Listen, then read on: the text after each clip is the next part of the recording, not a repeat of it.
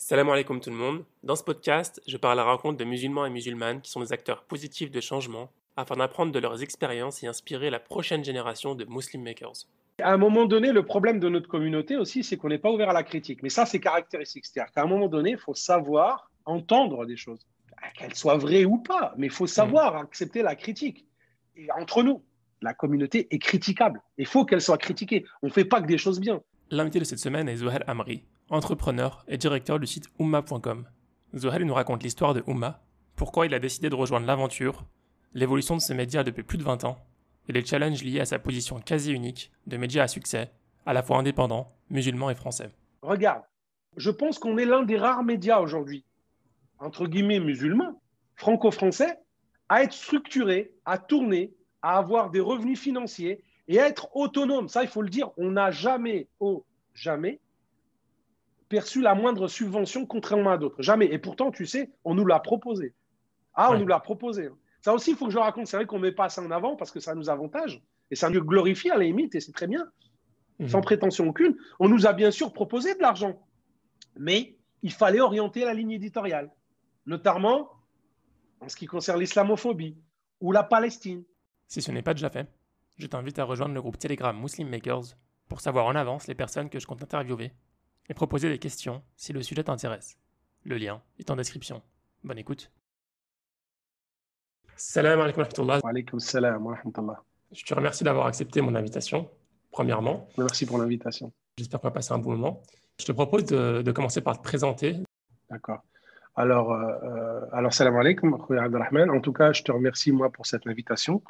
Et je te remercie pour le travail que tu fais, que je trouve excellent de mise en avant, etc., d'un certain nombre de personnes qui s'expriment sur leur expérience, sur leur expertise, etc. Merci de m'avoir choisi. Alors, rapidement, moi, je suis aujourd'hui donc marié, père de 5 enfants, 4 filles, la plus grande 21 et le plus petit, il a 11. Donc, la plus grande, elle est à l'université et le petit, il est au collège. Sinon, quoi dire d'autre? J'ai grandi en Auvergne, où j'ai fait mes études. J'ai fait des études scientifiques à l'université, à la faculté de sciences de Saint-Étienne. Après, je suis monté à Paris parce que j'ai un peu bifurqué, j'ai changé. Je me suis plus orienté vers on va dire, le business et le marketing, alors que j'avais fait des études scientifiques. Voilà, aujourd'hui, donc, je suis chef d'entreprise. Donc, j'ai à mon acquis un certain nombre d'entreprises que j'ai montées. Je suis associé sur d'autres. Il y en a certaines que je dirige. Et voilà, là, aujourd'hui, en l'occurrence, j'échange avec toi pour parler de l'initiative Oumma, qui est une entreprise qu'on a fondée avec mes 2 associés et voilà, qui intègre un certain nombre de médias, dont Oumma.com, qui est un média phare qui existe depuis une vingtaine d'années. Pour compléter un peu, à l'origine, mon parcours, mon background, il est dans l'informatique de gestion. J'ai travaillé pendant une quinzaine d'années jusqu'au début des années 2000 dans l'informatique de gestion. Donc, j'ai travaillé dans des SS2I, comme beaucoup, chez des éditeurs, mais plutôt dans la partie avant-vente, d'accord, commercial avant-vente. J'ai acquis beaucoup. Je suis resté dans les SS2I pendant presque 9 ans, où j'ai énormément appris, j'ai gravi les échelons, etc. Et j'ai décidé par la suite, je me suis préparé, et d'entreprendre. Et la raison justement de cette décision en était aussi que c'était la volonté de structurer Oumma, qui existait depuis déjà avant, hein, puisque c'est une bande de potes, de militants, hein, on a fondé ça. Ça a commencé comment, Oumma? Alors, Oumma, ça existe depuis 1999. Donc, c'est plus de 20 ans. Et donc, je te disais, donc, la décision de me lancer aussi dans l'entrepreneuriat, c'était une volonté à titre personnel, mais aussi parce qu'il fallait restructurer Oumma, il fallait en faire un média professionnel qui gagne aussi de l'argent et le structurer. Voilà.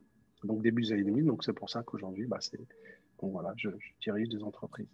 Ok. Et donc, tu as rejoint donc Oumma.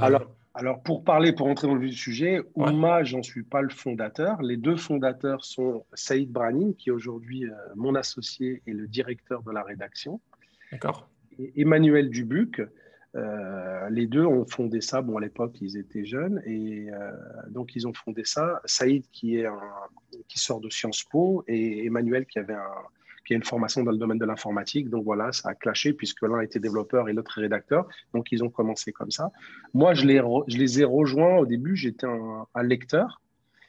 assidu dans les débuts des années 2000. Je me souviens, à l'époque, j'avais des rendez-vous et j'imprimais les articles que je trouvais hyper intéressants dans la mesure où nous renseignaient sur l'islam, sur la civilisation arabo-musulmane et aussi donner un éclairage un peu différent, un peu alternatif par rapport au mainstream média sur des faits d'actualité, la géopolitique, l'histoire, l'économie, la sociologie dans notre pays et de par le monde. C'était intéressant. Donc, je me souviens que j'imprimais à l'époque, où il n'y avait pas encore Internet, les smartphones, etc.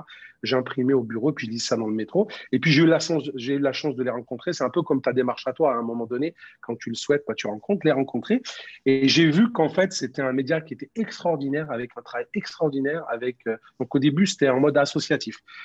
Et par contre, j'ai rapidement remarqué que c'était pas structuré, que ça m'a beaucoup étonné qu'un média avec une telle aura, une telle notoriété, Oumma.com, quand on parlait à l'extérieur, les gens ils pensaient que c'était CNN, c'était Al Jazeera. Par contre, il y avait peu de moyens, c'était pas structuré, il y avait pas de locaux, il y avait beaucoup de bénévoles, il y avait aucun salarié, etc. Et c'est vraiment ça que j'ai apporté. C'était la décision quand je te dis, je suis arrivé dans l'équipe. Tu es arrivé en 2000, À partir de 2003, j'ai commencé à collaborer. Donc, Ok. au début, on collaborait. C'était les week-ends. Vraiment, on travaillait la semaine. Et le week-end, on se réunissait. Et puis, on organisait des interviews avec des personnalités. Pas toutes. À l'époque, on côtoyait les Tariq Ramadan, des journalistes de par le monde, des islamologues, les Vincent Gesser, les Burgal, etc. Donc, c'était hyper intéressant parce qu'on arrivait comme ça. Et puis, donc, ils collaboraient avec nous. Et rapidement, je te dis, j'ai constaté qu'il y avait ce manque cruel de finances. Donc, voilà, on a pris, et c'est moi qui ai apporté ça, puisque bon, je suis l'entrepreneur, comme je te dis, je te le rappelle, tu en as un qui est rédacteur et l'autre, il est informaticien. Et donc, à nos trois, on a démarré. Ça a été quoi la genèse de Oumma, tu sais? Alors, la genèse, c'était la raison, c'est une bonne question, c'était que c'était la volonté de, rapidement, en une phrase, de ne pas être ce qu'on appelle des sujets, mais des acteurs. C'est-à-dire qu'à l'époque, il y avait... et puis, voilà, c'était de parler différent, de manière différente et de manière aussi positive de l'islam et des musulmans. Donc, c'était D'accord. vraiment ça. Au tout début, c'était voilà, parce qu'il n'y avait pas. Et tout de suite, évidemment, il y a eu un succès colossal, puisque il y a énormément, à l'époque, ça remonte les années 2000-2001, il y a énormément d'articles de presse qui parlaient d'Oumma. On les a gardés, bien évidemment, que ce soit Le Point, Le Monde, Le Figaro, qui expliquent que c'était le site des jeunes musulmans francophones. Parce que, encore une fois, je rappelle qu'on est lu dans plus de 150 pays de par le monde. Et je rencontre souvent des gens, même quand je vais à l'étranger, qui me disent oui, Oumma, en fait, c'est un peu mon média de chevet. Il y en a un, il me disait mon média de chevet, c'est-à-dire quand je suis à l'étranger, je suis à New York, je suis aux Émirats, je suis en Afrique, je suis au Canada, etc. Je continue à me renseigner sur l'actualité, le fait musulman en France et dans la francophonie grâce à vous, etc. Donc voilà, je quitte pas. C'est pour ça que voilà. Donc la, la, comment dire, la décision a été prise donc par Saïd Barani et Manu Dubuc en ayant fait ce constat, c'est ils estimaient qu'on était des sujets, que les musulmans étaient plus des sujets dont on traitait dans les mainstream médias de manière générale et non pas des acteurs. Et ils ont voulu comme ça donner voilà, parler de l'islam, des musulmans, de la civilisation arabe musulmane, du monde arabe, et puis des autres thématiques, quelles qu'elles soient, mais de manière un peu alternative, différente, plus positive, on va dire. Ok. Parce que déjà à l'époque, dans les années 90, l'islam était déjà présenté de manière négative. Je dirais pas plus que maintenant. Je pense que maintenant, il y a plus aujourd'hui quand même une ambiance suite aux différents, ce qui se passe, les attentats un peu terroristes de par le monde, etc. Tu as bien vu l'évolution. Et en France, il y a un rapport qui est particulier à l'islam et aux musulmans. Et on peut même parler d'ambiance un peu délétère dès lors qu'il s'agit d'islam et de musulmans. À l'époque, non, c'était pas le cas parce que faut savoir que bon, à la génération de nos parents, bon, des gens, comme on le sait, plutôt discrets. Et puis après, tout doucement, voilà, l'islam est arrivé. Je rappelle qu'au début des années 90, c'est le début, les mosquées, les écoles, etc. Mais c'est surtout, il n'y avait pas de médias représentatifs. C'était vraiment le C'est le premier. premier. Alors, il y avait, voilà, c'était premier. Alors, on va peut-être me contredire, mais il n'y avait pas de médias. Et puis, il y a une certaine nouveauté. C'était aussi un peu fin des années 90, l'avènement de l'Internet. Oui. Voilà, donc c'était aussi un outil qui était accessible, qui était facile à utiliser, et on pouvait toucher énormément de personnes. Mhm. Alors qu'un média, on va dire papier, la presse traditionnelle, ça a un coût, etc. Et il n'y avait pas ces moyens. Oui. Du coup, tu as rejoint Ouma, tu t'es rendu compte Voilà. qu'on pouvait professionnaliser tout ça. Voilà. J'étais pas le seul. À l'origine, quand ça a été lancé, ça a été porté par une association. Donc, en Mhm. gros, toutes les bonnes volontés étaient acceptées. Et il y avait énormément de personnes qui en fait gravitaient autour de la sphère Oumma en tant qu'association. Il y avait beaucoup de personnes qui allaient écrire, il y avait beaucoup de personnes qui allaient faire des interviews, qui aidaient. Et j'ai fait partie de ces gens-là. Alors qu'avec certains, ça a commencé, moi, au tout début, euh, aussi, j'étais pas le seul, d'autres cadres. Bon, moi, j'étais cadre dans une société, comme je te dis, chez des éditeurs et des SS2I. Je gagnais de l'argent, alhamdoulilah, à l'époque. Et donc, du coup, on participait financièrement. C'est-à-dire qu'on versait, on faisait de la sadaqa, on versait une partie de notre zakat. À moi, c'était une association et ça avait besoin de tourner. Mais je n'étais pas le seul. Hein. Donc, ça a commencé comme ça aussi. C'est-à-dire qu'en même Mhm. temps, et puis on versait parce qu'il faut savoir que déjà à l'époque, on était beaucoup lus, beaucoup entendus, beaucoup suivis, et on avait droit à beaucoup de procès pour diffamation Oui. à l'époque. Donc, il fallait se défendre. Les procès, ça coûte cher. C'est une manière, malheureusement, d'éteindre les médias très souvent. Et Mhm. donc, voilà, j'ai participé de manière active, de manière exponentielle, mais aussi, alors aussi financièrement, j'ai aidé hein, à mon niveau, comme d'autres, des Mhm. amis, des musulmans pour la plupart, qui, voilà, qui ont aussi constaté que le média avait besoin d'argent et qui ont contribué, je te dis, qui versaient une partie de leurs enquêtes ou autre. J'en ai fait Mhm. partie. Donc, ça a commencé comme ça. Et puis, je te dis, ça, c'était en 2003-2004. Et rapidement, bah, je me suis rendu compte que euh, ça ne pouvait pas le faire, quoi. J'ai souvenir qu'un jour, ça m'a attristé qu'il y avait 600 euros dans le compte de l'association. Mais Mhm. ça, les gens, mais je la raconte, cette anecdote. D'ailleurs, on a été beaucoup interviewés. Il y a eu même des thèses qui ont été faites sur moi. On l'a toujours raconté. On a décidé vraiment de raconter. Et c'est là, ça a fait un tilt. J'en parlais assez. Je lui dis, mais c'est incroyable. Parce que quand on discutait avec les gens, il fallait voir. Moi, j'avais certaines personnes, ils disent, mais nous, on pense que vous êtes 300 personnes, que vous êtes dans un building. Ouais. C'est Al Surtout les Jazeera en années 2000, France. c'était extraordinaire. Voilà, Al Jazeera en France, parce qu'on avait énormément de personnalités. On faisait des articles qui étaient très, très fouillés. On était connus et reconnus, même par les médias à l'époque. Hein. Euh, Oui. tous les journalistes, les dirigeants de rédaction des médias, Le Monde, Le Nouvel Obs, Rue 89, Mediapart, etc. C'est des gens qui nous connaissaient, qui nous respectent, d'ailleurs aujourd'hui encore. Donc du coup, on avait fait ce constat et on s'est dit c'est pas possible. Il y a quand même quelque chose qui a été fait. Maintenant, il faut le structurer. Et c'est là quand on a commencé à y réfléchir en 2006. Moi, j'étais encore salarié. En 2007, j'ai lâché. Donc vraiment, j'ai quitté une position confortable, vraiment, parce que j'étais bien. Et en même temps, alors, c'était pas pour prendre en charge Ouma, mais c'est à côté, j'ai lancé une première structure qui s'appelait Alakis, donc, qui était spécialisée dans l'informatique et dans le digital, donc qui D'accord. existe encore aujourd'hui, hein, d'accord, avec un associé. Euh, et, euh, et puis, en parallèle, j'ai pris la décision de structurer Ouma. Et j'étais le premier à avoir quitté mon travail pour me lancer. Et donc là, on a fondé une société qu'on a appelée Ouma Media. Et après, donc, sont venus me rejoindre tout doucement Emmanuel Dubuc, hein, qui est venu me rejoindre donc moi, c'est en 2007. On a créé la société en 2008.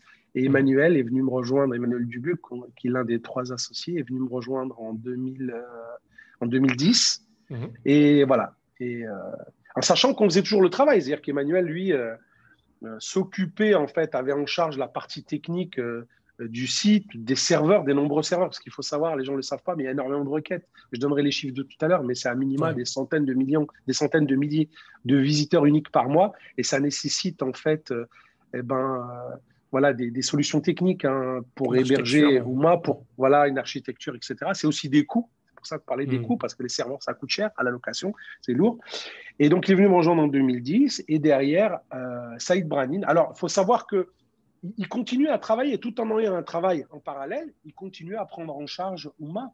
Oui. Saïd, pour la partie rédactionnelle, c'était directeur de la rédaction, mais il avait des collaborateurs qui étaient disséminés ici et là.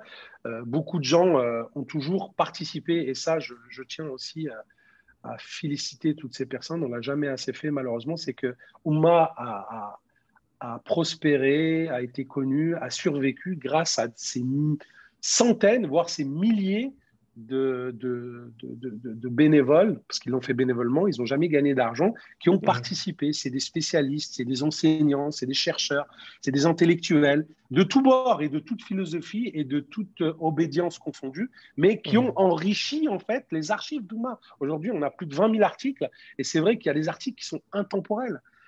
Et énormément, il y a voilà, et des gens aujourd'hui qui sont. Alors, il y a beaucoup de personnalités qui étaient très jeunes, qui ont démarré, qui faisaient un PhD à l'époque, qui étaient doctorants, et puis qui ont prospéré aujourd'hui. Bah, c'est des professeurs de renom, c'est des chefs de service, c'est des gens qui sont à la tête d'instituts, mais qui ont commencé par Oumma aussi. Donc, c'était un donnant-donnant, parce que aujourd'hui, moins avec l'avènement des réseaux sociaux, parce qu'aujourd'hui, voilà, on peut avoir un site, on peut sur Facebook, sur Twitter, sur les réseaux sociaux, on peut s'exprimer. Mais à l'époque, c'était l'endroit où il fallait être. Oui. C'était vraiment le lieu. Bah, il fallait, voilà, quand tu publiais, derrière, c'était énormément routé, relu, etc. Donc voilà, c'est important aussi de le signaler, c'est que Oumma, c'est aussi grâce à ces personnes-là. Et beaucoup, énormément. Pas que grâce à l'équipe. Comment est-ce que ça a évolué, Oumma, au fil du temps, depuis les années 2000 jusqu'à maintenant, en termes d'audience, de trafic Alors, je vais donner les chiffres d'aujourd'hui. On oscille aujourd'hui, on n'est pas loin du million de visiteurs uniques par mois. C'est assez important. D'accord. Voilà, mais ça a augmenté, on va dire crescendo. On regardait les chiffres il n'y a pas longtemps parce qu'on s'intéressait à nous, justement, les a fournis, la petite histoire, et des gens qui voulaient nous rejoindre. Et donc, il y a vraiment, c'est une augmentation relativement linéaire, d'accord, au fil des années. Alors, on a testé beaucoup de choses. À un moment donné, on avait plusieurs supports. On a eu même Mejlis, on a eu Oumma TV, on a eu Oumma.com. On a décidé récemment de tout rassembler sur Oumma. C'est-à-dire que ce soit les articles, que ce soit les chroniques, que ce soit ce qu'on appelle nous les brèves. C'est des petites brèves qui sont faites par l'équipe, en interne, l'équipe de Saïd, directeur de la rédaction. Que ce soit des vidéos qu'on tourne, des émissions, etc. Tout est maintenant sur Oumma.com. On va certainement bientôt, alors je t'en fais le sorte de scoop que je te dis, parce qu'il y a une forte demande sur les services en fait. On a lancé à l'époque des agendas pour des échanges, des lieux de débat sur Oumma, qu'on avait dissocié par la suite. Mais on va y revenir. Normalement, d'ici quelques mois, on devrait avoir une sorte de réseau social sur Oumma pour ce qu'on appelle, nous, les Oumanotes, des personnes qui pourront venir s'exprimer, échanger, mettre des annonces, échanger entre eux, former des groupes, etc. Ça a beaucoup marché, mais le problème, c'est que ça nous a causé, pour rien te cacher, ça a eu un succès fulgurant, c'est-à-dire que c'était des milliers, des dizaines de milliers de personnes qui venaient régulièrement, mais le souci, c'était la modération. Il aurait fallu, je me souviens, on a calculé peut-être 40-50% pour modérer, parce que après, tu vois, au niveau juridique et vis-à-vis de la loi, d'ailleurs, c'est comme ça qu'on a eu des problèmes. On a été attaqués, on a eu des procès pour des déclarations que faisaient les internautes à l'époque sur Mejlis, etc. Les gens, tu sais, derrière un clavier, comme on dit très souvent, s'en donnaient à cœur joie, mais nous étions les responsables. Et moi, en premier lieu, en tant que dirigeant de la structure, je suis ce qu'on appelle le directeur de publication. Oui. D'ailleurs, si toi ou les lecteurs, ceux qui nous écoutent vont sur Internet, ils tapent mon nom en prénom, tu vois, j'ai eu droit, là, sur 3 derniers procès, notamment avec Caroline Fourest, bloc identitaire, ce type de choses. Ça coûte de l'argent. Un procès en moyenne, quand tu es attaqué par d'autres aussi, je ne vais pas les citer, c'est la personne, c'est-à-dire que c'est le directeur de publication qui va au fond. Ce n'est pas l'associé qui est mis en... La société, le média ou la société juridique, c'est la personne morale, non, c'est la personne physique, c'est-à-dire c'est le dirigeant, et c'est le dirigeant qui est ce qu'on appelle le directeur de publication, en l'occurrence c'est moi, et donc il a fallu que j'aille me défendre, c'est la première fois que je me retrouvais dans un tribunal, etc. Donc pour info, je le dis, et puis c'est pas face à Caroline Fourest, alors qu'on avait nos raisons, clairement on a perdu malheureusement, et donc j'ai été condamné, et puis face au bloc identitaire, ça c'est les derniers, là je te parle, c'est question de moi, on a gagné, enfin bref, voilà, et d'autres encore, donc ça coûte de l'argent aussi. C'est combien un procès environ à chaque fois? C'est tu comptes, minimum, et encore, parce que nous, on a entre guillemets, un avocat qui fait partie de notre réseau, qu'on connaît bien et qui nous soutient, fait des bons prix. Qui fait partie de la communauté, mais tu comptes, entre 3 et 5 000 euros un procès, donc c'est pas négligeable. Tu vois. Et Ok. c'est ces raisons-là, encore, je reviens au financement, qui nous ont amenés au tout début de l'aventure à nous organiser, parce qu'à l'époque, c'était, quand je te disais, on apportait du financement à un certain nombre de cadres, comme ça, donateurs, en fait, on était présents, et il y avait des procès déjà à l'époque pour diffamation, et donc voilà, il fallait 2, 3, 4 000 euros, paf, donc on a envoyé, on faisait un virement, on faisait un chèque pour pouvoir payer l'avocat, en fait, les frais juridiques. Ok. Vous en avez toujours autant des procès ou ça a diminué avec l'expérience? Avec l'expérience, ça a diminué parce que bon, moi, c'est pas évident de se retrouver face à un juge, même si c'est appréciable. Le juge, il te reçoit bien, il te dit, écoutez, moi, je me souviens la première fois, c'était le procès Fourest en fait qui nous avait attaqué, et je me retrouve à Métrocité, à la cour d'appel de Paris, et je vois les gens, ils étaient menottés et tout. Enfin bref, dans le non, j'étais pas sécurisé. Bref, et puis rapidement, la juge, une personne âgée qui devait avoir 65 ans, elle m'a dit, ah, c'est mon moment de détente, les médias.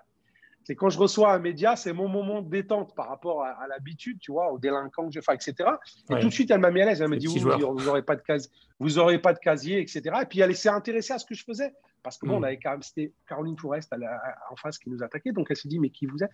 Elle était très, très curieuse. Donc, je lui ai expliqué. Donc, j'ai tout de suite été à l'aise. J'étais plutôt fier, en fait, de me dire, finalement, tu défends la bonne cause. Elle m'a mis à l'aise. Donc, voilà, ça n'a pas eu des conséquences. Mais bon, on s'est défendu. Voilà, elle m'expliquait même elle avait eu des gens comme Edu Plenel de Mediapart. Je me souviens, ça m'avait marqué. Je me dis, voilà, c'est quand même une sommité, c'est quelqu'un que je respecte beaucoup. Il a beaucoup apporté au milieu du journalisme. Donc, je me suis dit, c'est une bonne chose. Mais en même temps, c'est compliqué, quoi. C'est pas évident. Oui, c'est Voilà. stressant. Et donc, pour répondre à ta question, non, on a pris en expérience. C'est vrai que, en fait, au début, on a pris, enfin, moi, j'ai compris, parce qu'après, je me suis renseigné, et puis j'ai consulté, on m'a conseillé et quelles étaient les best practices au niveau juridique pour un média. En fait, Oui. quand tu enquêtes, quand tu écris, quand tu rédiges un article, dont le sujet est une personne, une entité qui peut demain t'attaquer, en fait, Mhm.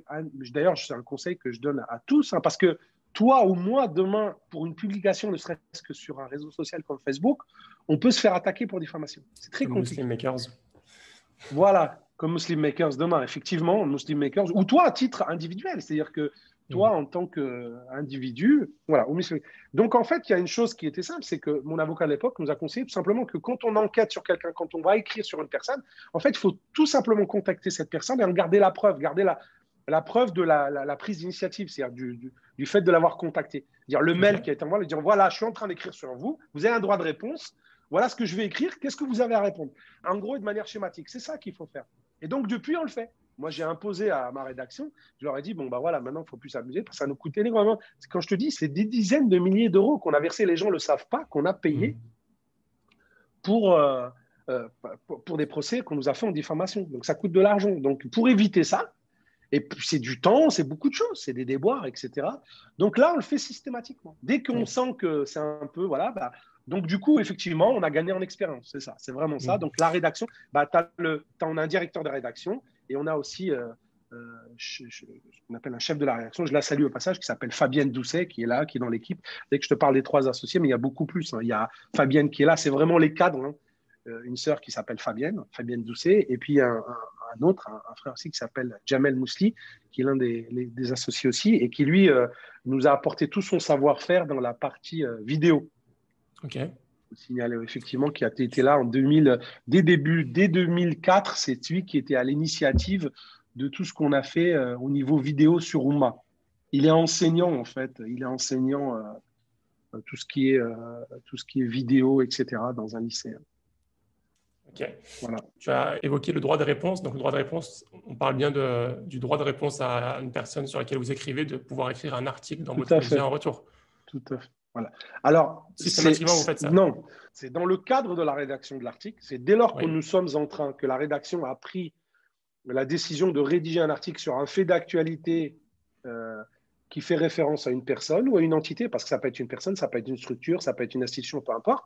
Et c'est l'expérience qui fait ça. Et on se dit que ça peut prêter à confusion, que demain, il y a des risques justement de procès en diffamation. À ce moment-là, on va contacter l'entité, ce que j'appelle moi l'entité, donc ça va être la personne, une institution, une personne morale, etc. Et on va Mhm. lui dire, on va lui expliquer que nous sommes en train, nous prévoyons de rédiger un article. Qu'est-ce que vous Ok. avez à dire? Tout simplement. Et ça, devant le juge, Ah, d'accord. voilà, c'est devant le juge. Moi, je te parle. Bah oui, Hmm. derrière ça, c'est une façon de se protéger. Oui. Parce qu'on reste, tu sais, il faut savoir que beaucoup de détracteurs, de personnes malveillantes, malheureusement, et c'est un peu, ça nous concerne aussi, c'est-à-dire qu'il y a ces personnes-là, bah, l'une des manières de faire taire, de museler, de condamner, de détruire définitivement un média, c'est de les attaquer en diffamation. Parce Mhm. qu'un média, s'il n'a pas d'argent, et ben, qu'est-ce qu'il va faire? Il va fermer. Oui. Tu comprends? C'est aussi simple que ça. C'est aussi, ça peut être des personnes malveillantes. C'est pour ça aussi qu'on a eu. Alors, il y a beaucoup de gens qui écrivent sur des personnalités de partout qui critiquent. C'est même des insultes. C'est pas bien, hein, attention. Mais Oumma, dès lors qu'on va écrire, en fait, il y a une telle puissance de feu derrière en termes de diffusion. C'est-à-dire que quand on a. Moi, j'ai des maires qui m'ont appelé énormément quand on écrivait sur des faits dans les mairies, etc. Les maires nous appelaient, donc on discutait avec eux, on leur donnait un droit de réponse. Attention, on n'enlevait pas l'article, etc. Mais ils étaient hallucinés par le nombre d'appels, le déversement même de haine qui arrivait sur eux dans leur mairie. Le standard était bloqué. Ça arrivait combien de fois? Parce qu'on a tout Hmm. simplement rapporté un fait d'actualité, par exemple un fait islamophobe, un acte islamophobe qui a été où la mairie a fermé les yeux. Ça arrivait, etc. Et tout de Oui. suite, donc on donnait, bien sûr, alors bien sûr, on s'entretenait d'abord, hein, c'est pas un droit de réponse. Ça, c'est qu'on s'entretenait, on essayait d'identifier le pourquoi du comment et comment ils avaient réagi. À partir de là, bien sûr, Hmm. c'est normal et c'est ce qu'il faut faire. On leur donnait la possibilité de s'exprimer et on le signalait. On disait, voilà, on a eu le responsable de telle collectivité, voilà ce qu'il nous a répondu, etc. C'est important. D'accord. Mais le conseil est vraiment Voilà, important avant de s'exprimer sur quelqu'un dans un média. Si on a la possibilité d'avoir une preuve, c'est une bonne astuce. ah oui, Ça peut nous tout à protéger. fait, ça peut nous protéger. Ouais. Et puis bon, ça se comprend en même temps. La loi est entre guillemets bien faite, hein, parce que bon, t'imagines, sinon n'importe qui, n'importe quel média pourrait écrire tout et n'importe quoi sur n'importe quelle personne. Donc c'est Oui. pour ça que la diffamation, c'est quand même. On a en France, il y a ce qu'on appelle la liberté d'expression, la liberté de la presse, et c'est un droit inaliénable qui est important aujourd'hui, effectivement, et que nous on utilise. Mais par ailleurs, il faut penser aux autres, il faut penser à la personne qui peut être décriée, qui peut être insultée, etc. Et voilà.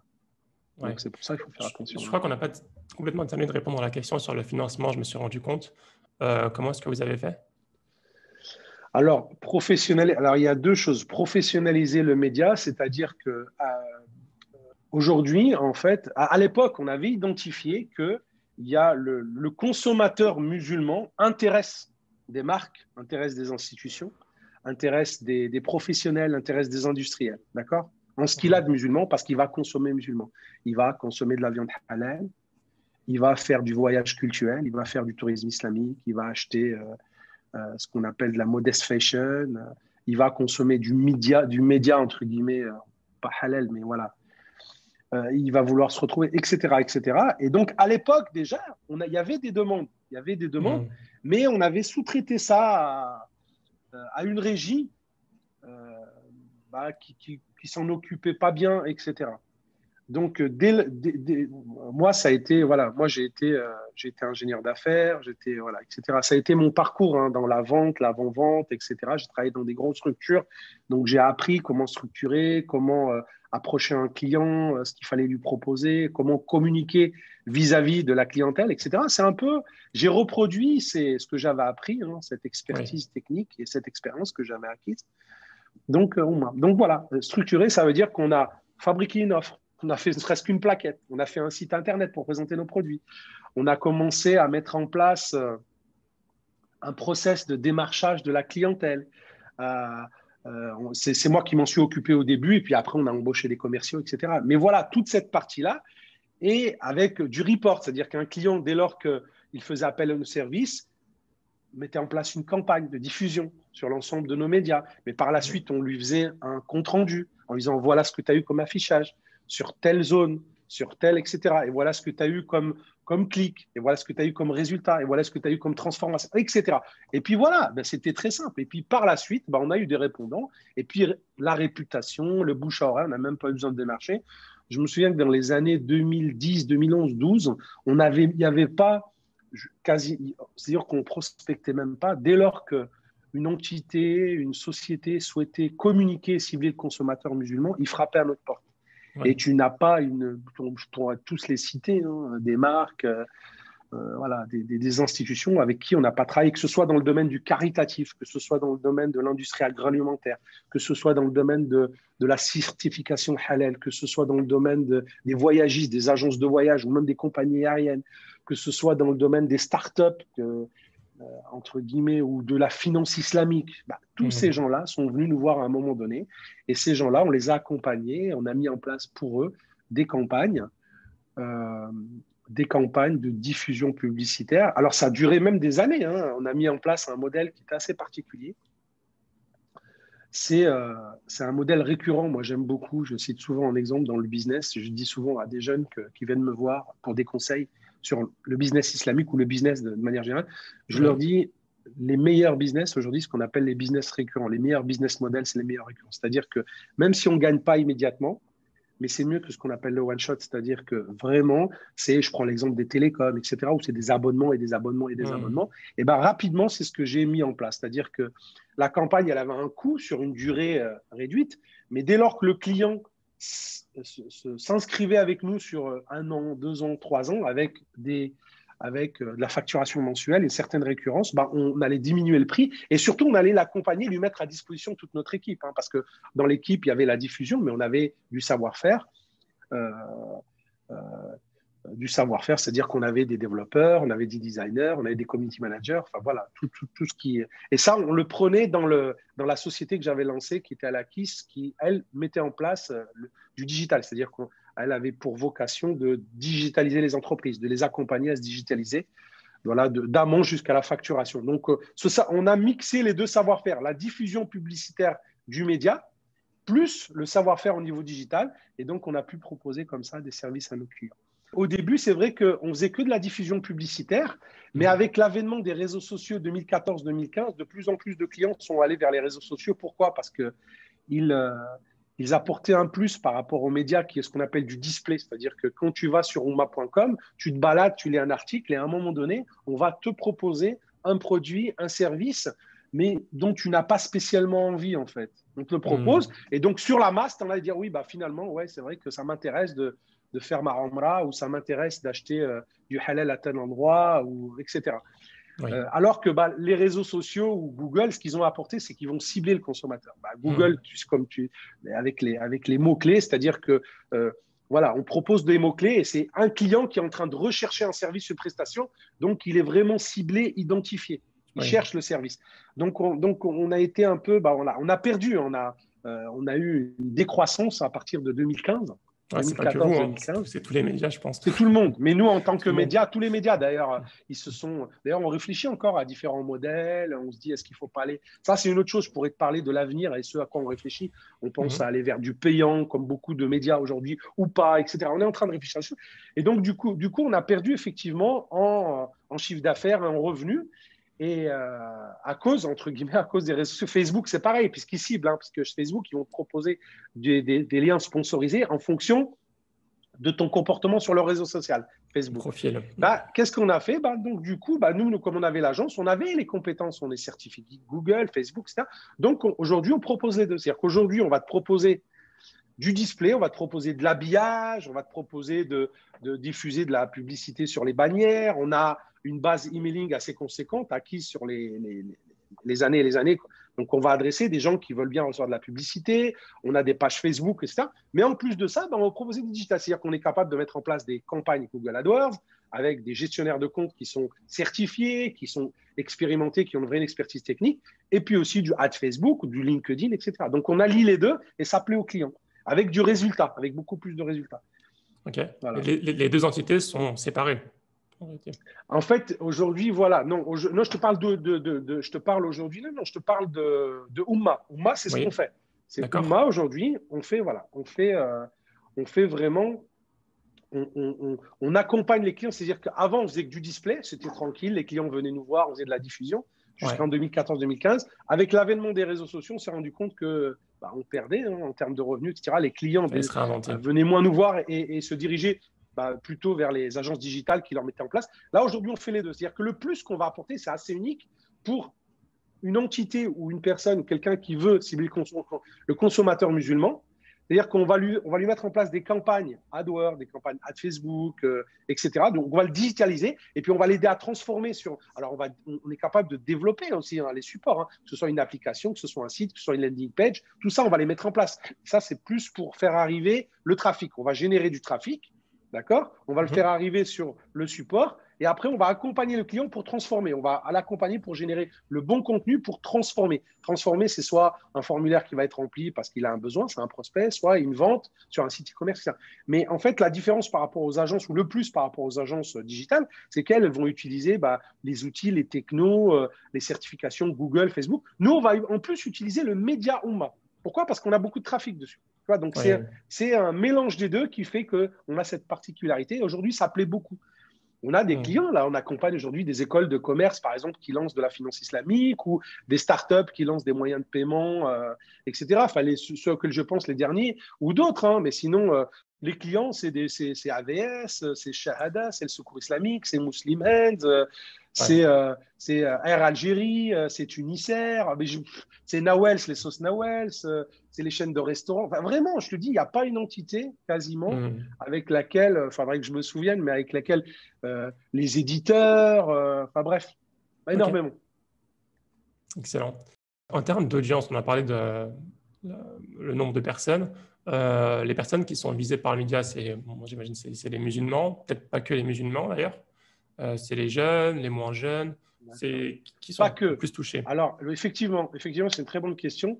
Les statistiques aujourd'hui, parce qu'on les suit, hein, notamment grâce à Google Analytics et autres, font ressortir, alors, c'est une majorité de Français d'abord, l'Hexagone. Donc, je vais donner des pourcentages, alors à vérifier, mais à quelques pourcents près, on est dedans. Ça va être 70% de lecteurs depuis la zone géographique France, à peu près, 60, 70, 75%. Une majorité en Île-de-France, d'accord? Après, dans les différentes métropoles. Et après, pour le reste, c'est les pays. C'est les pays du Benelux. Hein, donc, c'est la Belgique qui vient tout de suite avec l'Algérie, le Maroc derrière, la Tunisie, le Sénégal, etc.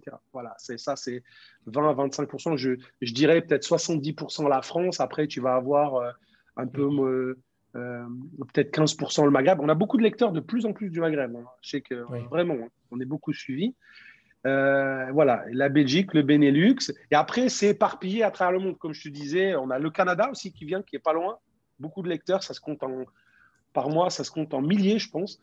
Après, sur le profil, c'est beaucoup, historiquement, de manière historique, c'est beaucoup de par les articles, de par la qualité, de par les analyses, etc. C'est beaucoup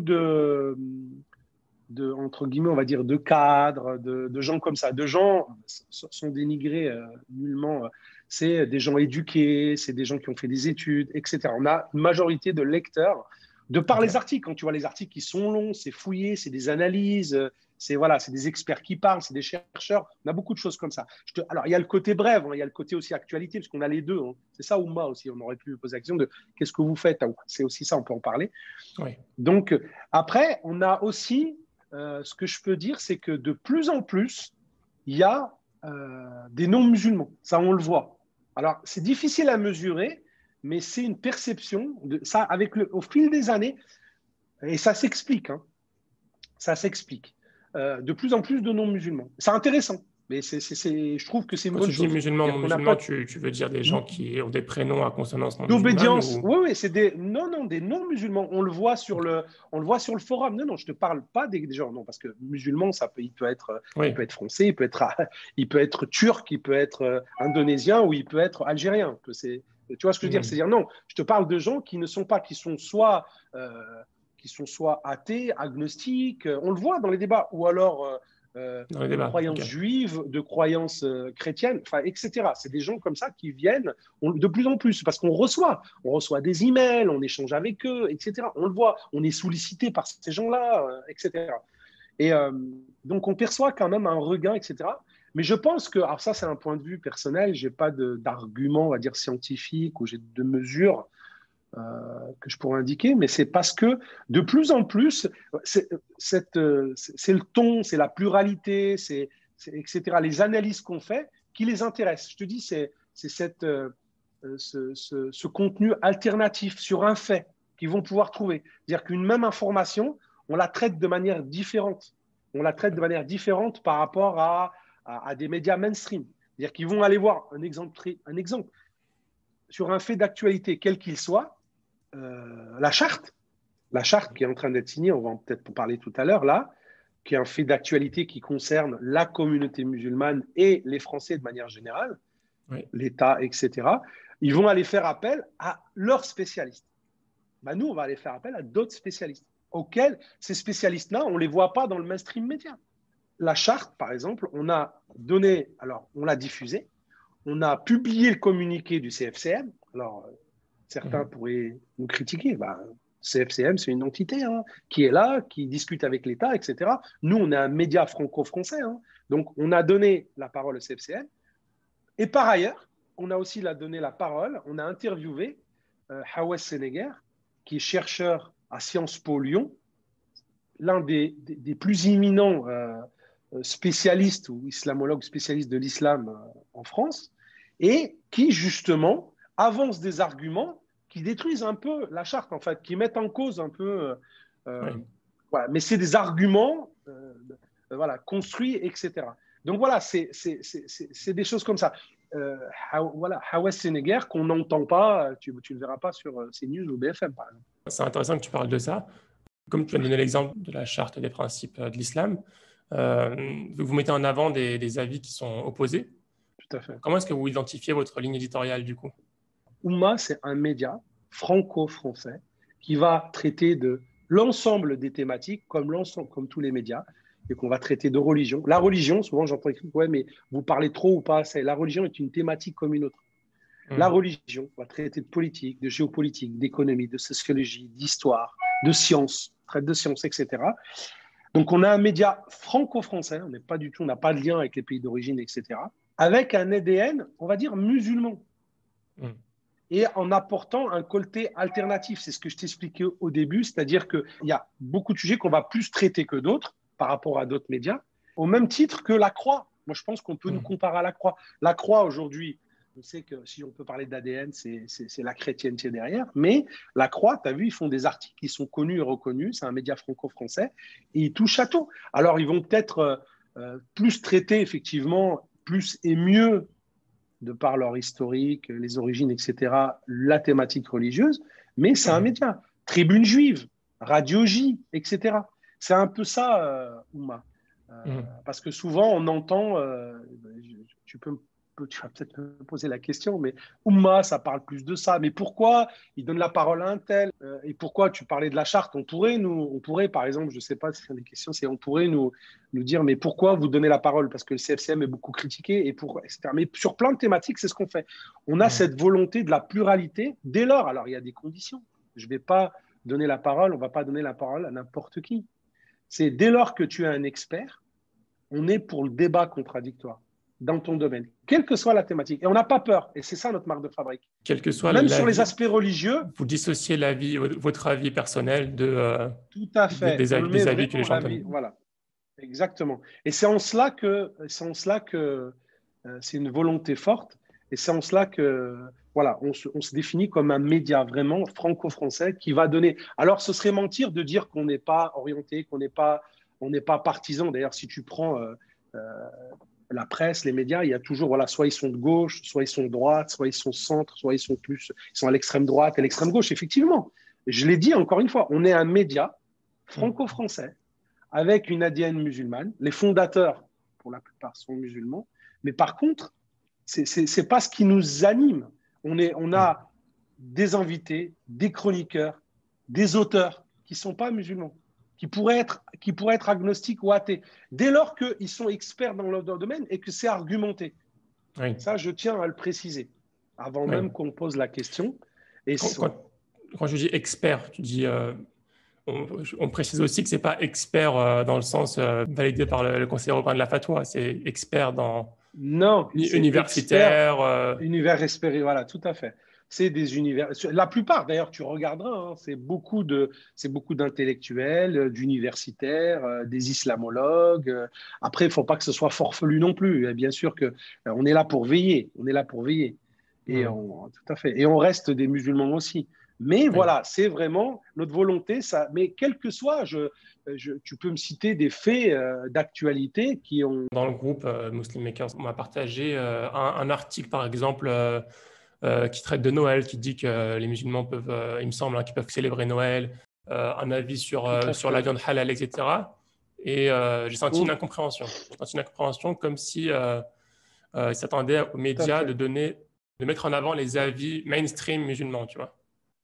Tout à fait. Encore une fois, c'est les témoignages, les questionnements que tu as eus parmi tes suiveurs et tes lecteurs. On les voit tous les jours. On reçoit, tu sais, on a mis quelqu'un qui répond aux mails. On essaie de répondre au maximum. Je ne te parle même pas des pages Facebook, mais c'est des dizaines et des dizaines, quasi, je peux dire. C'est pas des centaines par semaine, quoi. Des gens qui posent des questions, des gens. On essaye de trier, mais souvent ça revient. Mais vous êtes Ouais, Oumma. Oumma, ça veut dire ouais. la communauté islamique, etc. Alors nous, déjà, le mot Oumma, que je tiens à y répondre, quand on a lancé le mot Oumma, c'était vraiment, on pensait à la Oumma abrahamique, qui rassemble l'ensemble des religions. C'est vraiment ça, dans notre, dans notre volonté de mettre en place un média. Et Mhm. au-delà de ça, bien sûr, on est musulman, et on le voit d'ailleurs euh, euh, on le voit d'ailleurs sur le contenu, mais c'est souvent les critiques, mais c'est la communauté, c'est etc. Mais pourquoi vous parlez pas plus d'islam? Et pourquoi vous donnez la parole à un tel? Parce que il est critique. C'est compliqué, hein, parce que même en interne, il faut le savoir, on a des débats. Moi, je ne vais pas être sur la même ligne que Saïd Brahim, et Saïd Brahim ne sera même pas il sera pas la même ligne. D'ailleurs, on est souvent à des degrés différents.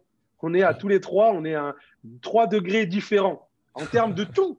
Mais c'est normal, on est des êtres humains. Mhm. Et je pense qu'il y a des débats il y a des débats dans la rédaction. Moi, je fais pas partie de la rédaction, parce que je dirige le média, mais bien sûr que je donne mon avis et je vais participer. Ça m'arrive sur des choses qui me tiennent à cœur d'être là, de donner mon avis, de dire un tel il est mieux qu'un tel, etc. Bien sûr, ça serait mentir. Mais Mhm. on s'efforce de respecter les règles qu'on s'est imposées. L'un des exemples, moi, qui m'a le plus marqué chez Ouma, au niveau de la rédaction, et qui a même entraîné des clivages, hein, des gens qui nous accompagnaient, des chroniqueurs. Ça a été un clivage et des gens qui nous ont même vilipendés, limite insultés. Mhm. Ça a été sur les réseaux sociaux, etc. Je ne citerai pas des gens connus, même. Hein. Alors, il y en avait qui. C'est quand il y a eu la guerre, les massacres, la guerre en Syrie. Mhm. En fait, on a commencé par effectivement dénoncer, écrire sur les exactions, les massacres commis par Bachar, etc., en Syrie. D'accord? Oui. Donc, on a écrit là-dessus. Et par la suite, il nous arrivait quelquefois de donner la parole ou d'interviewer des pros, je ne sais pas si on peut appeler ça des pros Assad, mais qui expliquaient que, en gros, c'était soit des politiques, soit des chroniqueurs, soit des chercheurs qui disaient attention, il y a des milices qui tuent aussi des civils. Il y a des gens qui viennent de l'extérieur. En gros, je schématise, hein, je ne vais pas rentrer dedans, mais il y a des personnes qui viennent de l'extérieur, qui viennent d'Arabie Saoudite. Ça, c'était au début, hein, au début, quand il y a le massacre. Tout le monde était contre Bachar, etc. Oui. Moi, je le suis, moi le premier.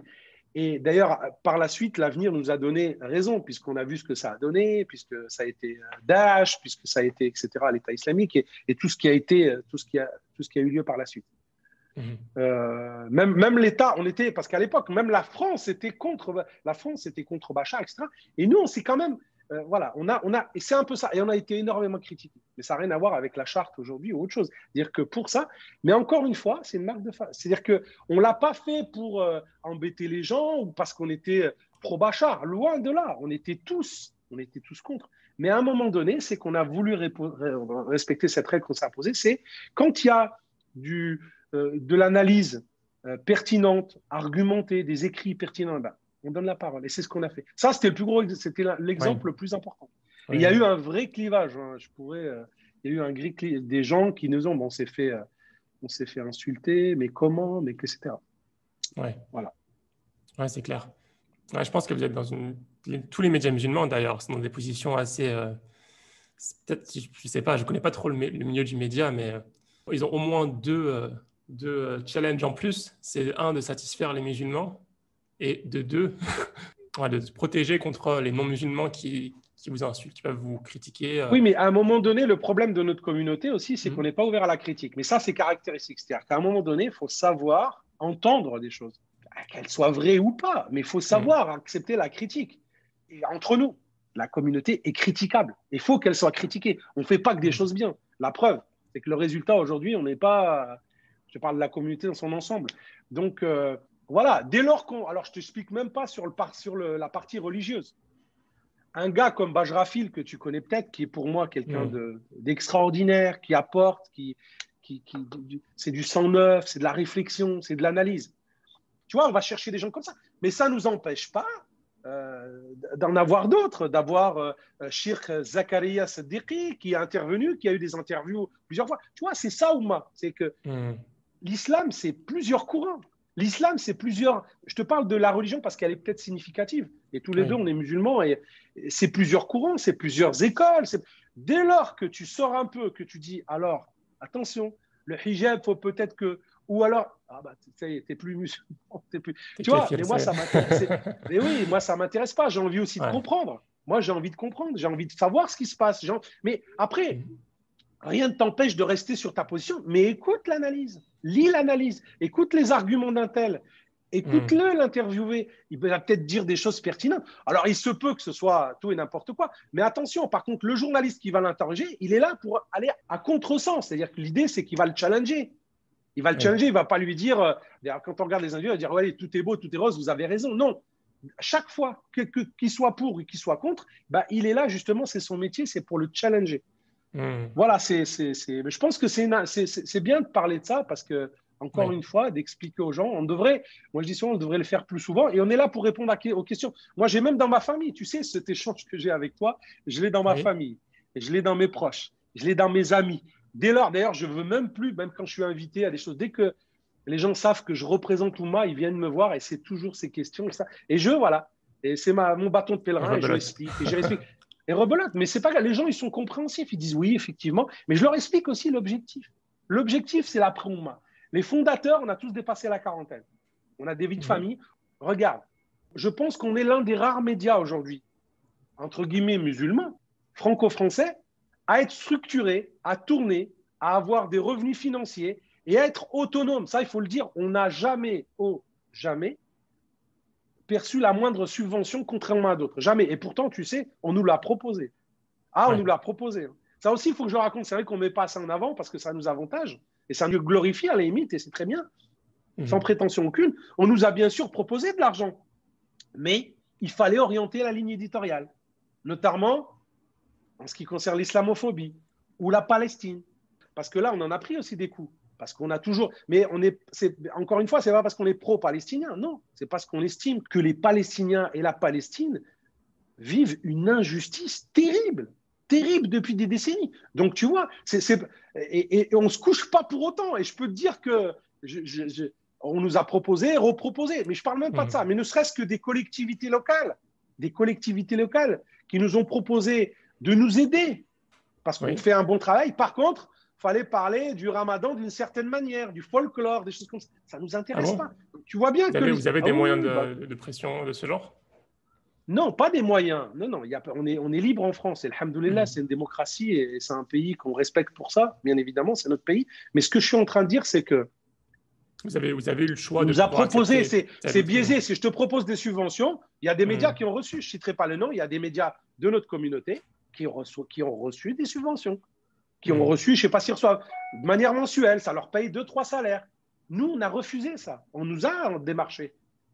Oui. Des institutions qui sont proches de l'État, qui te disent, tu vois ce que je veux dire. Ça, on a toujours refusé parce que ça commence par ça et après, on va te brider complètement et ce n'est pas notre volonté. Mhm. Après, on pourra plus développer le côté parce que la publicité, ça suffit pas malheureusement dans un média. Donc, on a mis de nos poches. Ça aussi, je souhaite le souligner parce que les gens critiquent. Et pourquoi tu parles de l'islam comme ça et pas comme ça mais par contre, comment on fait pour… Parce qu'on défend aussi la communauté, on défend l'intérêt de la communauté. Quand on dénonce les actes islamophobes ou qu'on dénonce les exactions commises en Palestine ou autres, eh ben, on défend quand même les intérêts. Oui. Et voilà, par contre, financièrement, il n'y a personne qui est là pour nous. Hein. On se débrouille avec la publicité et puis on met de nos fonds. Alors ça, il faut le savoir aussi. Juste pour terminer cette partie-là, effectivement, on nous a proposé des subventions, mais on a refusé. Mais c'était pas pour, c'était plus, on vous propose, mais en gros, de mettre un peu plus de folklore dans votre ligne éditoriale. Je me souviens, c'était à l'époque du Ramadan, tu sais, les soirées ramadanesques, des trucs comme ça. Mais nous, ça ne nous intéresse pas. Nous, on a toujours préparé des programmes. Tu regarderas sur les Ramadans, on le fait moins maintenant, mais à l'époque, des programmes religieux, avec du contenu religieux. On faisait un programme spécial durant le Ramadan, etc. Moi, ce que j'ai envie de retourner à toutes les personnes, et c'est bien, je leur ai répondu, je pense, sur les questionnements et les critiques, ça peut être des critiques, moi je les accepte, c'est regarder ce qu'on fait de bien. Regardez, parce que c'est notre communauté, c'est-à-dire qui pointe. Regardez ce qu'on fait pendant le Ramadan. Regardez les coups qu'on prend. Regardez les procès qu'on se prend. Regardez comment on défend la communauté. Regardez comment on va au front. Regardez comment on a gardé notre autonomie et notre indépendance. Ça aussi, c'est important. Parce qu'ils ne voient pas tout ça. Ils ne le voient pas. Nous, on voit de l'intérieur. Ils voient que, voilà, sur un fait d'actualité ou sur un fait religieux, on a donné la parole à un tel qui est en contradiction avec une majorité. Et alors ? J'ai envie de dire, et alors ? Il n'y a pas mort d'homme. Tu ne prends pas, mais laisse-le s'exprimer. Oui. Voilà ce que pour terminer peut-être sur cette partie-là. Tu sais, ça m'évoque quoi quand tu me parles de ça ? Une des entreprises les plus difficiles, c'est de créer un restaurant. Parce qu'un restaurant, tu peux faire déjà, il faut l'ouvrir, il faut attirer la clientèle. Mais tous les jours, le client revient toutes les semaines ou tous les jours. À chaque fois qu'il vient, tu peux le perdre en fait. Si tu rates un plat, tout à fait. C'est terminé. Tu peux faire un bon plat pendant 1 an ou 10 ans. Tu rates ton plat un jour, c'est terminé, Exactement. il ne remet plus les pieds. Et ça me fait penser un petit peu à ça. Exact. Ou alors on parle toujours du train. Tout à fait. Ou alors, mais je le sais, ça fait partie de l'être humain, on va dire. Ou alors on parle du train qui arrive en retard et pas celui qui arrive à l'heure. Effectivement, il y a des centaines de milliers de trains et puis un jour il arrive en retard, c'est toujours pareil. On parle toujours de ce qui ne va pas. Ou alors, tu sais, aujourd'hui, il y a de plus en plus d'avis sur Internet, c'est-à-dire que tu fais ton travail très très bien, des centaines de milliers de fois, et 1 ou 2 fois tu le fais mal, eh ben, on va être critiqué tout de suite. La personne, elle va y mettre beaucoup d'efforts, aller publier un post, etc. C'est un peu pareil. On parle toujours des. Mais bon, j'ai envie de les inviter aussi à regarder, voilà, parce que je sais, parce qu'il y a beaucoup de gens qui nous félicitent. On a encore c'est extraordinaire ce qu'on reçoit comme message de soutien en disant ce que vous faites, c'est extraordinaire. Mais vraiment, hein, je n'invente pas. Hein, et Allah m'est témoin de ce que j'avance. C'est heureusement que vous êtes là, vous nous rendez fiers. Ah bah, ça met du bon au cœur. Ça met du bon au cœur. Et la rédaction. Et je sais qu'on se partage souvent entre nous des témoignages comme ça. Récemment, j'ai quelqu'un, parce que c'est vrai qu'on est beaucoup sollicité, d'ailleurs sur LinkedIn, moi personnellement, je suis beaucoup, etc. C'est pas évident, mais vraiment, parce que sinon je passerai mes journées, j'ai beaucoup de travail à répondre aux gens, mais j'essaie quand même. Et dernièrement, il y a quelqu'un avec beaucoup d'insistance, un professeur, le gars, il a fait de la recherche à Stanford, maintenant il est prof à l'ESSEC, à Paris, enfin vraiment, et il voulait absolument, on a échangé, et après il m'a envoyé un message, il me dit, mais tu peux pas savoir l'énergie que tu me donnes, j'échange avec toi, c'est extraordinaire. Pour moi, Oumma, c'est ça. C'est quelqu'un de brillant, etc. Et donc, du coup, il voulait rentrer. Donc, je l'ai mis en contact à la rédaction. Il veut participer. Et ça a démarré par un témoignage en disant que ça fait 20 ans que je vous lis. Alors, il peut y avoir des désaccords, mais c'est extraordinaire le travail que vous faites, d'analyse, d'approfondissement, etc. Voilà. Oui. Donc, c'est important aussi. Oui, je te remercie pour ta réponse. Est-ce que tu peux nous citer 1 ou 2 moments qui ont été positifs ou très difficiles pour vous ? Alors, très difficile, je vais commencer par le difficile. Je ne sais plus quelle année on a été, encore une fois, je reviens sur la même chose, c'est-à-dire que, bon, si tu tapes Oumma, tu tapes mon nom, mon prénom, ça aussi, j'invite les lecteurs, tu vas voir, malheureusement, c'est malheureux, hein, mais tu vas voir sur Wikipédia, ça, c'est les détracteurs, hein, islamistes, tu vois, Oumma antisémite, etc. Enfin, ce type de choses, parce que on prend parti de défendre, je le dis encore avec beaucoup de fierté, hein, on prend parti de défendre, comme d'autres d'ailleurs, on n'est pas, le droit des Palestiniens. D'accord ? Donc, ça nous a valu énormément de problèmes, d'attaques nombreuses, de procès en diffamation, C'est ces gens-là. Je ne vais pas citer, mais il faut aller sur Internet. Hein, c'est pas compliqué. Il y a toutes Ouais. les informations. Euh, donc, encore une fois, je reviens quand les gens disent ouais, tu fais trop d'islam, pas assez d'islam. Je les invite à aller voir les vrais combats quand même. Et après, ils Mhm. pourront. Voilà. J'accepte les critiques, mais c'est important aussi de voir ça. Et ça me permet de te répondre à la question c'est on est énormément attaqué. C'est nos serveurs, en fait, pour nous bloquer. Et on a eu une attaque, alors je ne sais plus c'était en quelle année. On a eu 2 semaines. C'était énorme. Mais justement, on n'avait pas de moyens. C'est là qu'on n'avait pas de moyens. C'est ce qui nous a décidé aussi, je n'ai pas terminé tout à l'heure, à Ouais. générer plus de revenus pour pouvoir sécuriser les serveurs. On a pris des administrateurs spécialisés qu'on paye, plus de serveurs, on a sécurisé, on a mis énormément de firewall. Enfin, on a vraiment fait appel à des experts techniques. Ça aussi, les gens ne le savent pas parce qu'on ne communique pas dessus. Mais c'est important parce qu'on est attaqué. Parce que les gens voient, quand on écrit un article, comment il est routé, comment il est partagé, le succès qu'il a, c'est extraordinaire. Hein. On a des articles, des moments, ils sont partagés, je ne sais pas, moi, ils vont être partagés sur Oumma 30 000 fois, sur Facebook 20 000 fois, etc. Mais ils ont une vie qui est extraordinaire. Donc, tu touches énormément. Bah, ça dérange certains. Parce que l'article en question, ben, ça va à l'encontre de leurs opinions et ça ne les avantage pas et ça ne va pas de pair avec leurs intérêts. Donc, du coup, bah, l'un des pires moments, je me souviens, c'est qu'il n'y avait plus d'Oumma quand je me connectais le matin. Mais vraiment. Waouh. Parce que, bah, voilà, on a été complètement. On a eu une attaque. Je ne dirais pas d'où elle vient, mais je vous laisse deviner. Mais c'était énormément. Après, quand on s'est renseigné, c'était des centaines de milliers, dizaines de milliers, centaines de milliers de requêtes qui arrivaient en même temps sur les serveurs et ça a tout fait péter. Waouh. Voilà. Ça, c'était franchement. Et le moment, et je me souviens, hein, si je me levais le matin et j'appelais Manu, et Manu, il avait tout arrêté avec les équipes. On avait fait appel à des experts de par le monde, il fallait remonter le serveur, on avait les sauvegardes, il fallait les remonter. Enfin, c'était compliqué. Ça a duré une semaine, 10 jours. Vraiment, hein, vraiment. Et tout le monde nous appelait. J'espère que je ne vais pas donner des idées à certains, du coup, enregistrement. Mais Ah, maintenant, vous êtes prêts. on se protège. On se protège, mais tu sais, tu n'es jamais à l'abri. Hein. Tu n'es jamais à Ouais. l'abri. Après, le meilleur des moments, c'est compliqué. Il y en a eu tellement. Qu'est-ce qu'il y a eu comme moment c'est compliqué, subhanallah. Là, tu me poses une colle. Il y en a eu plein, mais choisir, je pourrais t'en donner. Ouais, il y a eu Moment que vous plein de avez trucs. célébré. Oui, on célèbre. Alors, il y a eu des moments, par exemple, oui, il y a eu un jour, par exemple, Libération a fait un super article où on arrivait et il y avait tous les médias. Il y avait tous les médias, ils comparaient en fait la présence des médias sur les réseaux sociaux, l'influence, mais je pourrais te le ressortir. Hein. Et on arrivait, on dépassait la croix, qui derrière ont des millions de budgets, ils ont, je sais plus moi, des centaines de salariés. On était au même niveau d'influence où je dépassais un peu Mediapart. C'est extraordinaire. On était la petite équipe et on sait combien on est et on sait les moyens qui sont à notre disposition. C'était un moment très joyeux, effectivement. On l'a partagé entre nous, etc. Et je crois même qu'on a fait un article. On a fait un article, je pourrais le retrouver et te le passer.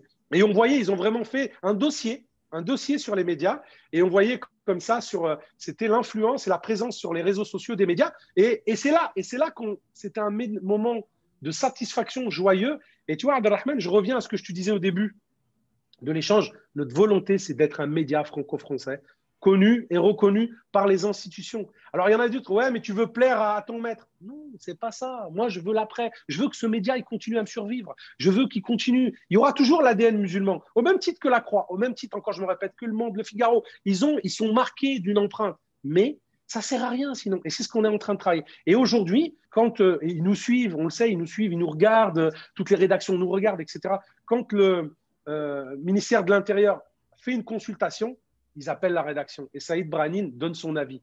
Quand ils organisent des séminaires de par le monde, ils m'invitent et je me retrouve avec dirigeants comme Mediapart, Rue 89, Nouvelle Ops et autres. Dernièrement, ils ont organisé, par exemple, il n'y a pas très longtemps, le ministère des Affaires étrangères, on fait appel à moi, et m'ont invité en tant que dirigeant de médias franco-français. Et ça, c'est une récompense. Pas parce que je suis invité par le gouvernement, c'est pas ça. Parce que on est reconnu en tant qu'un média franco-français. Il y en a d'autres qui Et sont on reconnus nous a invités. comme les vôtres ou... Non, c'est là que je te dis, je Hmm. pense pas. Pourquoi? Parce que c'est partisan, c'est des blogs. Tu peux pas. C'est-à-dire qu'à un moment donné, tu dois aussi travailler ton image, lisser ton image, etc. Et donc, on était invité à l'époque, c'était c'était parce qu'ils ont organisé un gros séminaire à Beyrouth pendant 3-4 jours où ils ont invité l'ensemble des journalistes du monde arabe suite au printemps arabe, etc. et les confronter avec les médias franco-français. Donc, il y avait tous les médias. Mais ils ont pensé à nous. Donc, ça veut dire que voilà, vous êtes un média, vous faites partie du paysage médiatique français et vous êtes les bienvenus. J'ai donné mon avis. Alors, en plus, j'ai échangé avec des médias irakiens, d'Algérie, de Tunisie, d'Afghanistan, enfin, de par le monde. C'était hyper intéressant il y a quelques temps. Et tu vois, et d'autres, quand on veut interviewer un député, je suis désolé, mais moi, je prends mon téléphone, j'appelle et il vient me voir. Alors, il y en a, ils vont me dire, ouais, ils ont peur parce que vous êtes. À la limite, eux, ils disent le contraire. Vous êtes marqué musulman. Mais ils viennent. Quand Philippe Doucet, il y a quelques. C'est ça, là, c'est ça aussi notre volonté, d'être un média franco-français totalement inscrit dans le paysage médiatique français. Philippe Doucet, en charge de la laïcité à l'Assemblée nationale. Quand il veut parler de la laïcité, il appelle qui? Les preuves à l'appui, tu l'as sur Internet. Il appelle La Croix, il se fait interviewer. Il appelle Tribune Juive, il se fait interviewer. Et il appelle Oumma.com. Et on l'a interviewé, on lui a dit, vous êtes bienvenu, monsieur le député. Et Saïd, il n'a pas été tendre avec lui. Hein. Il lui a posé des questions. Et c'est ça, c'est aussi, à un moment donné, si on est entre nous dans une cour d'école et ouais, on est bien, on est les meilleurs, on est des musulmans et on ferait la prière comme ça ne m'intéresse pas. On l'a, ça. Moi, ce qui m'intéresse, c'est d'influer, c'est d'apporter au débat public. C'est toutes ces choses-là. Et pour ça, tu es obligé. Eh oui, tu es obligé d'être connu et reconnu. Tu as vu, depuis tout à l'heure, je parle de ça, mais finalement, ce qui est important, c'est ça, c'est l'après. Parce que nous, on a démarré un projet. Et à la limite, j'ai envie de dire à tous les musulmans, accaparez-vous le projet. Participez. Nous, on est ouverts. On a des boîtes email, etc. On a énormément de contributeurs. Dès lors qu'ils respectent les règles, on les invite, on les diffuse, on les met en avant, etc., etc. Donc voilà pour répondre. Alors j'ai été un peu plus loin, mais les deux meilleurs, le pire, je pense, si je puis dire, et un des bons moments, mais il y en a eu tellement d'autres. C'est quand peut-être. Des rencontres aussi, des belles rencontres que tu as pu faire grâce aux médias. Oui, il y a eu des belles rencontres. Il y en a eu plein. Moi, encore une fois, tu as vu, moi, je suis l'entrepreneur de la bande et je développe, je structure, je fais de la stratégie, etc. Mais effectivement, la rédaction, les studios sont à côté, donc j'échange. Et dès lors qu'il y a quelqu'un d'intéressant qui vient, l'une des meilleures rencontres que je vais te dire grâce à Oumma, et je crois que c'est une personne qu'on apprécie mutuellement, c'est Taoufik Matlouti. Taoufik Matlouti, le fondateur de Meka-Cola, qui est c'est notre mentor en fait, puisque incroyable. Avant même qu'on fasse nous du média, je rappelle que Taoufik Matlouti a fondé Radio Méditerranée dans les années 90 et c'était le média par excellence qui, d'ailleurs, pluralité. Il n'en faisait qu'à sa tête, même peut-être trop par moment, puisque ça lui a coûté cher, mais il donnait la parole. C'est pas parce qu'il avait ses amis qui étaient de tel bord qu'il ne pouvait pas aller chercher les adversaires de ses amis pour leur donner la parole. Tu comprends ce que je veux dire? Et ça, c'est important. Et c'est lui, moi personnellement, c'est lui, parce que je l'écoutais à l'époque tous les dimanches après-midi dans Vous avez la parole, je crois que ça s'appelait à l'époque. D'ailleurs, depuis, pour parler de Taoufik Matlouti, c'était une belle rencontre, mais il y en a eu tellement d'autres. Il y a eu des intellectuels, énormément de gens. Mais voilà, si je devais en retenir une, c'est lui, qui d'ailleurs, je me souviens à l'époque, on avait peu de moyens en 2000 où lui était à l'apogée. Ça, je tiens à l'expliciter, où il était vraiment sur une autre planète parce qu'il venait de lancer Meka-Cola, il faisait la une des médias internationaux. Tu le voyais sur CNN, tu le voyais à la fois sur Al Jazeera, et il faisait la première page de la couverture du Figaro et du Monde. Et c'est une success story extraordinaire, l'idée qu'il a eue. D'ailleurs, ceux qui n'ont pas écouté le podcast, j'invite à écouter le podcast que j'ai fait avec Taoufik Matlouti qui est incroyable. Je te laisse continuer. Tout à fait. Donc, on les invite, parce que tu l'as interviewé aussi sur Muslim Makers. Et donc, je me souviens qu'à l'époque, c'était en 2001 ou 2002. Donc, je te dis, il était vraiment à l'apogée. Et on avait besoin d'un studio. Et je me souviens à l'époque, j'avais entendu dire, moi, je ne le connaissais pas encore, qu'il avait lancé une chaîne qui s'appelait Liberty TV ou Liberty TV ou un truc comme ça. Et donc, il était à Saint-Ouen, je me souviens, il avait les locaux, donc Meka-Cola et tout, c'était vraiment en plus de Radiomed. Et je me souviens, j'arrive à rentrer en contact avec lui. Et nous qui étions on était des petits jeunes, vraiment, ça je te dis, il y a 20 ans, on était des petits jeunes. Et on cherchait un studio. Et il m'a reçu. Il a pris le temps de discuter avec moi. Il était hyper débordé. Je me souviens, il me montrait tous les journaux. Ils étaient là, ils s'étaient empilés. Tous les journaux qu'il contre-attaquait pour diffamation parce qu'il faisait des faux articles sur lui, il le diffamait et tout. Il n'avait pas le temps. Il y avait Meka-Cola des appels de partout. Il a pris le temps. Il m'a reçu. Il nous a dit, voilà le studio. Je me souviens comme ça. Hein. Il nous ouvre, il dit, on avait une journaliste à l'époque qui venait de Suède, qu'on voulait interviewer sur comment ils traitaient le fait musulman en Suède. Et on n'avait pas où l'interviewer. On avait juste les caméras, et puis on cherchait un endroit. C'est l'époque où on n'avait pas d'argent, etc. Et il dit, et je me souviens, il prend son assistante, il lui dit, tu vois ces gens-là, parce qu'il savait qu'on faisait un bon travail, etc. Et ben, chaque fois qu'ils viendront, tu leur ouvres la porte. Il nous présente, il me dit, bah, maintenant, quand tu as envie de venir faire tes interviews, tu viens ici. C'était incroyable. Je l'ai retenu. Et après, bah, j'ai gardé un peu le contact. On est devenus très proches, à tel point qu'aujourd'hui, Tawfir, c'est un peu mon grand frère. Et pour lui, je suis son petit frère, tu vois, pour te dire. On est vraiment, on fait des choses ensemble, on se voit régulièrement. Je le reçois souvent à la maison, il me reçoit chez lui. Enfin, c'est extraordinaire. C'est des liens très, très forts. Oui. Et ça reste pour moi, voilà, Oumma. Et il est même venu, il nous a rejoint dans l'équipe Oumma. Il a lancé des émissions extraordinaires. C'est lui qui nous a apporté tout le contenu sur la Tunisie. Il a lancé une émission qui s'appelle Tunisie Politique. Grâce à lui, grâce à son réseau et grâce à son savoir-faire en tant que journaliste, on a eu des personnalités politiques tunisiennes comme Rachid Ranouchi, comme Sebsi, l'ancien président. Rachid Ranouchi, c'est l'actuel président de l'Assemblée, des anciens premiers ministres, etc., des hommes politiques importants. Comme ça, on a suivi toute la révolution tunisienne entre 2010, 2011 jusqu'en 2014-2015. Donc voilà, ça a été une belle rencontre grâce à Oumma, clairement, et puis qui a duré et qui dure encore. Si je devais te répondre, voilà. Elma Fofi, c'est vraiment un homme extraordinaire. Depuis que j'ai interviewé, à chaque fois que je suis dans les parages où il est, j'essaie de le rencontrer aussi depuis 2 ans, là, un an. Et vraiment. Et c'est une mine d'or en termes d'information. Hein. Tu as vu, c'est extraordinaire. Il a un grand vécu, cœur. Un grand cœur. C'est une personne très, très, très généreuse. Malheureusement, il a été, dire que ses idées, ses opinions, son franc-parler, lui, ont coûté excessivement cher. Oui. Et je regrette qu'aujourd'hui, que les personnes qu'il a eu jadis énormément aidé, soutenu, avec son média, avec son réseau, avec son argent, se détournent de lui. Lui. Et j'en profite parce que tu me donnes la parole pour exprimer ce sentiment. Et c'est une réalité. Hein. Beaucoup qu'il a aidé, qu'il a supporté.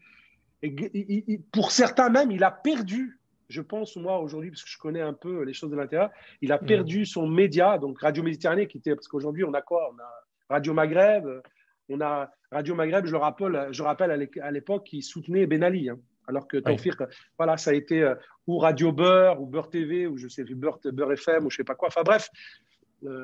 Mais vraiment, le média, la radio qui détonnait à l'époque, qui donnait la parole, qui apportait du nouveau, etc. C'était extraordinaire. Et donc, je te disais, on s'en est inspiré. Pour nous, c'est un mentor, hein, Tawfir, clairement. On s'en est beaucoup inspiré. Excellent. Je vais finir par quelques questions, parce qu'on a bientôt terminé le temps que nous étions imparti. Est-ce que tu peux citer une chose que vous avez bien fait et une chose que vous avez mal fait en tant que média? Alors, une chose qu'on a bien fait, je vais commencer d'abord par ce qu'on a mal fait. Je pense que… Alors, attends. Tu as pu évoluer depuis, hein, bien sûr. Ouais, les choses qu'on a mal fait, je vais te dire, et ça, j'en prends presque l'entière responsabilité parce que c'est moi qui décide en termes de développement, en termes de stratégie, ce qu'on fait des finances. Je pense qu'on a eu de l'argent à un moment donné.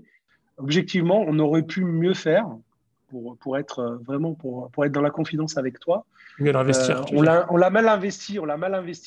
Je pense qu'on aurait dû plus l'investir dans Oumma, dans recruter plus de salariés, des journalistes, ça coûte cher en fait. Je pense que ça aurait plus fait décoller le média, plus de moyens à ce niveau-là. Tu vois, c'est dans la technique aussi. Dans la technique, aujourd'hui, on aurait pu faire beaucoup mieux. C'est-à-dire qu'on se rend compte, par exemple, qu'on aurait pu beaucoup plus investir dans le référencement, avoir des ingénieurs qu'on aurait embauchés. Et on ne l'a pas fait. On l'a pas fait. On a embauché des stagiaires, on a fait appel à des sous-traitants. Je pense que, voilà, c'est en termes, mais ça, c'est à mon niveau, franchement. C'est-à-dire que, voilà, j'en discute avec une des associés, mais on a eu à un moment donné de l'argent. On a gagné de l'argent que je t'expliquais grâce aux revenus générés par la publicité et grâce à ce qu'on injectait. À l'âge d'or de la pub. Voilà, à l'âge d'or de la pub, où vraiment c'était des beaux contrats et on les a pas, on les a injectés dans Oumma, mais ça a été mal fait, je pense. C'est-à-dire que Oui.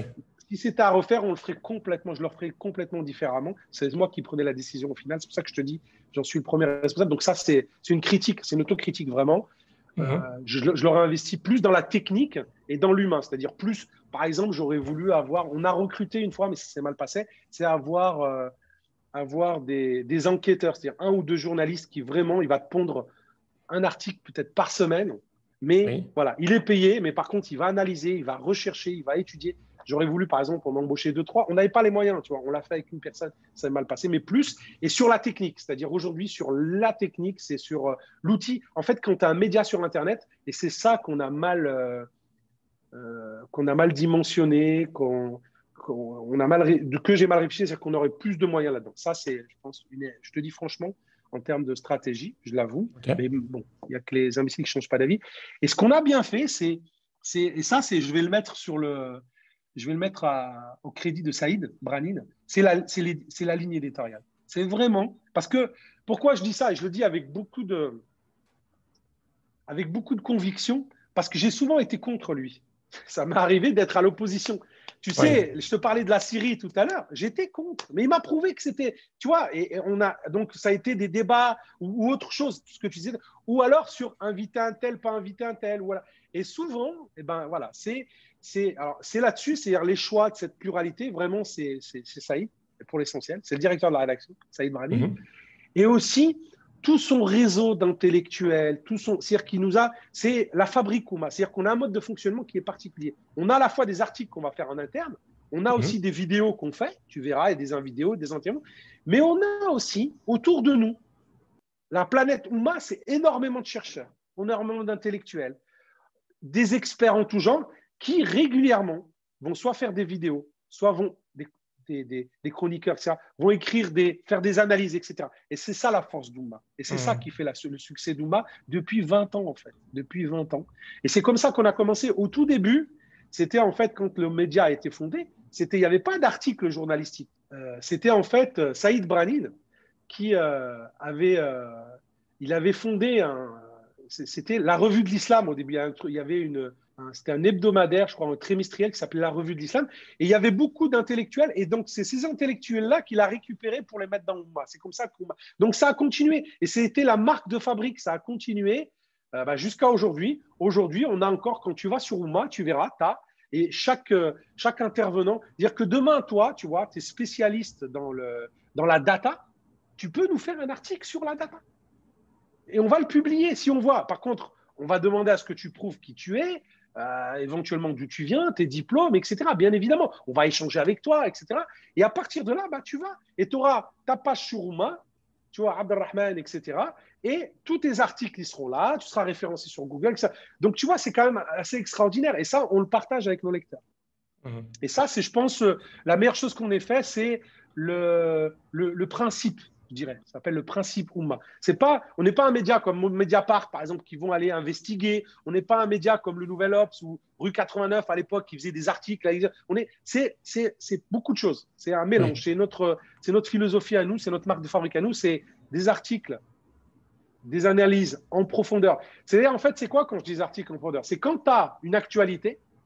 On reparlait de la charte actuellement sur l'islam, etc. En fait, il y a plein d'informations qui sont diffusées à droite, à gauche. On entend à la télé, on entend sur les réseaux sociaux. Et qu'est-ce qu'on va faire? À un moment donné, on va laisser l'orage passer. Au bout de 3, 4, 5 jours, pouf, on a quelqu'un qui va dire, bon, voilà ce qui se passe. Voilà l'analyse, voilà ce qu'elle est. C'est ça, en fait.